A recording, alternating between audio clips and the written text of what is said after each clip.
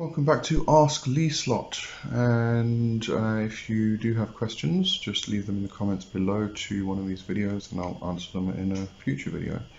And today we are looking at the use of the Kabbalistic tree in demonolatry and how demons and angels work together.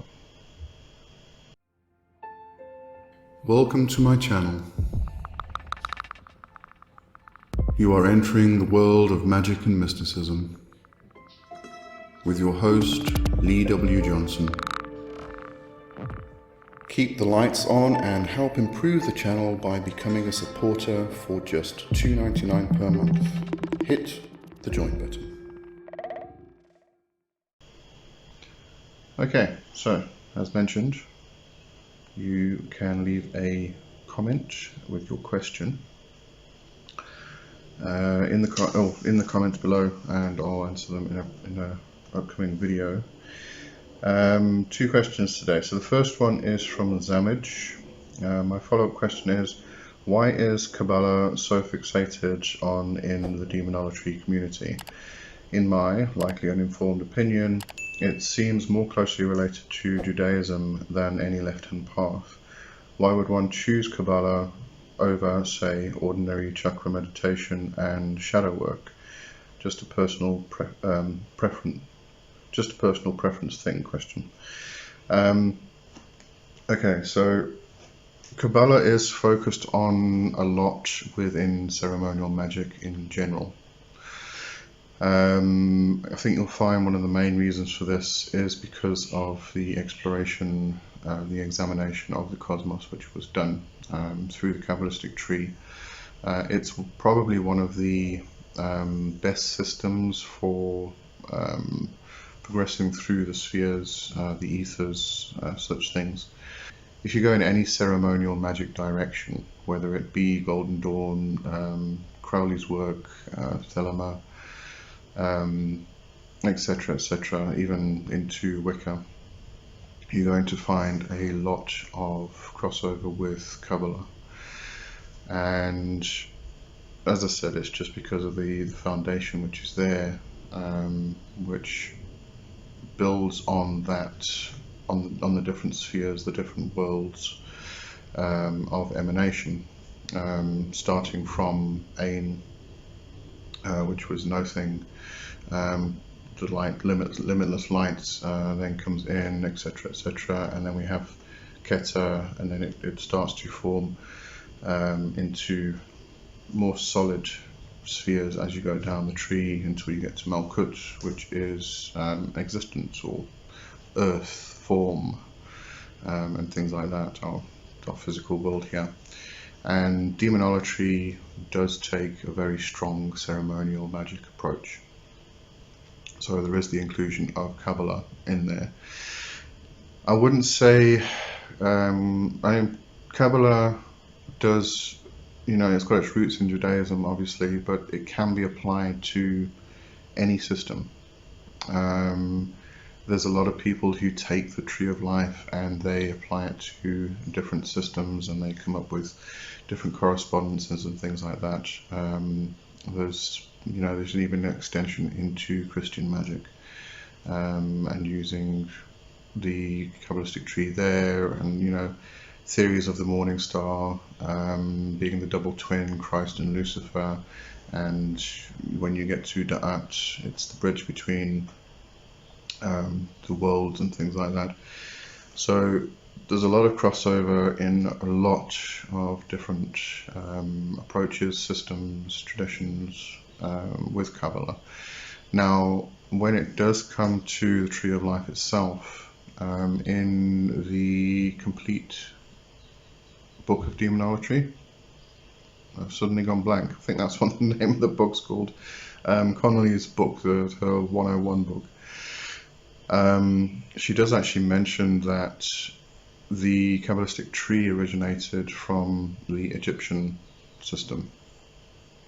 There is a mention in the hieroglyphs of the different emanations and the different worlds which are ruled over by specific Egyptian gods and goddesses. I haven't really gone into that myself. I've never really ventured down that path of the Egyptian mysteries myself. I seem to be a lot more focused in the European traditional witchcraft type stuff. But there is that mention in Connolly's work, so if you want to go and pursue that a bit more, do so. But yes, really it is part of the ceremonial magic approach, which I find quite interesting, because when you do go into Golden Dawn work and such things, specifically when you get to working with the Goetia and the demonic forces, they do tend to take a rather more Christian approach. They do stick to the Goetia, the instructions in the Goetia and the grimoires, quite specifically, and that is obviously the trapping and binding and threatening type approach.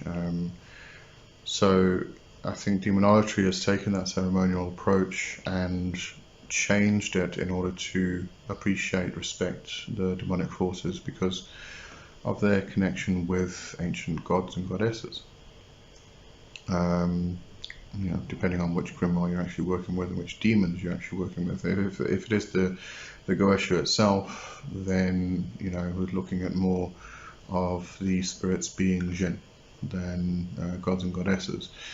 But I have my own. Everybody has their own theory about that. I have my own theory about that, which I spoke about previously. So I think that's really it. It is just that ceremonial magic base that it is formed on, and because of that, Kabbalah comes along for the show. And that is really just it, I think. Alright, so next question, just get to that one, is from Sarah. I have a question regarding angels and demons. I've heard that, for example, Angel Michael is not cool with demons whatsoever. Is it possible for a practitioner to work with both angels and demons? Can it cause problems? And do you have to be careful with certain deities not getting along? Okay, so angels and demons can work together. Now, I do think you have to be careful which ones you choose to put together. As an example, if you look into demonolatry, we don't just follow spirits such as the Goetia spirits, which may be considered to be a bit lower. I wouldn't consider them to be lower as in astral parasites, but they are lower than the angelic forms. And because of that, you'll find that when you work with them, when you ask for something, there's a more of an immediate response. Whereas with the angelic beings, it's more of a long-term working. So coming to financial workings, if you needed something in an emergency, then work with the Goetia spirits, the jinn, I don't like calling them lower spirits, but I think you know what I mean. If it's more of a long-term thing, like finances, investments over a year or 10 years or something like that, then you can work with angelic forces. I do find the angelic beings to be more aligned with enlightenment, knowledge, gnosis, education, bringing improvement to you on that basis, whereas the Goetia spirits are more bringing improvement on a more material basis. So we could say the Goetia spirits are material and the angelic beings are more spiritual, if we can put it that way. I have worked with Michael in the past for a specific thing, and it was more immediate results I needed, and I did get a very snooty answer. He wasn't impressed, wasn't happy with what I was asking for, and just decided that it's not worth it for him. I did realize a lot later that it was because I was working with the Goetia spirits at the same time, and the demons, etc. And if I'd actually listened properly, the message I would have received would have been, why are you asking me for this immediate result when you work with the Goetia spirits and you can get that immediate result? So, depending on the work you're doing, take that into consideration. Now, when we look, coming back to when we look at demonolatry and the spirits we actually work with, we do work with the Goetia spirits, so we have those which are more earth-based, let's put it that way, more material-based. But even within demonolatry, we have angelic forces. We have Lucifer, we have Azazel, we have the Gregorian and the Watchers that we work with. A lot of people in demonolatry also work with spirits such as Hecate, Kali, Lilith. All of these higher, I'm going to call them higher beings. Higher and lower gets a bit confusing though. But they are more, let's call them ethereal. There we go, ethereal beings. Sounds better. But you'll find that if you work with Lucifer on a specific project, that is going to end up being a long-term project. It's going to be a project about bringing you specific knowledge, for instance, bringing the light onto your path, and that can go over years and years and years. Whereas if you needed specific information very quickly, you may go to a Goetia spirit. Now, do they work well together? Again, this depends. I have called the archangels in a circle and worked with Goetia spirits. And in fact, if you go into the original grimoires, into the Goetia and Grimorium Verum and such things, their evocations, their calls to the spirits, it all revolves around calling the names of power and the angelic forces, and then calling the demonic spirit itself. So, I think we kind of think that we can't work with both in the same space, but I mean the evidence is there right at the beginning. If you were going to have a problem working with a demonic force, you wouldn't call those angelic forces to begin with. So we can work with both of them, and some of them work very well together. But I think what you have to be aware of is, again, which spirits you're actually working with and which spirits you're trying to combine. I mean, this goes into any path, any tradition. You look at an eclectic witch or an eclectic Wiccan, and they don't really give two hoots about what spirits they're calling into their space. So in one direction, they may call a variety of different spirits, and they come from all different pantheons. And these deities and spirits and entities may not like each other, but they just call them in anyway, because that's what you do with eclecticism half the time, is just call in whatever you feel like calling in, and expecting them all to work happily together. They don't. And it's the same with the angels and the demons.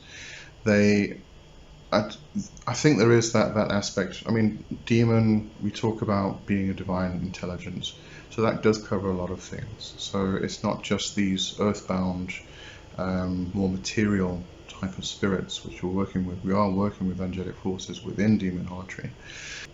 So you do get your spirits on all different levels of existence through the three worlds. But if you're going to call Archangel Michael, for instance, to bring in fire, and then work with a demonic being, or Goetia spirit, which is related to fire, you'll probably find there is a relation there. There is a balance. If you are going to call Archangel Michael to help bring in fire energy, and you're going to work with a water related spirit, you might find there's a bit of a clash there. because fire and water don't really mix too well. One is hot and dry, the other one is wet and cold. So, it's really that clash of the elements. It's not really the clash of the spirits themselves. But whether it's angelic or demonic, whatever we call them, they're all spirits. There's, no difference. It's the same with people. But as I said, when it comes to the actual spirits themselves, I don't think we should necessarily consider them to be in hierarchies. The archangels are higher than the watchers, are higher than the Goetia spirits. It's not really a power play that happens, but there is that possibility of a clash if you take two spirits which are opposed, just with anything else. Alright, think that answers your questions today. As always, if I have not thoroughly answered your question, then just ask again in the comments and we'll have a look at it more in depth. If you do have any other questions, leave them in the comments and I will put them on the list to add to a future video. Right, so have a good one for now and I'll see you next week. Hail Lady Lucifer and Mama Satan. Cheers for now. Bye bye.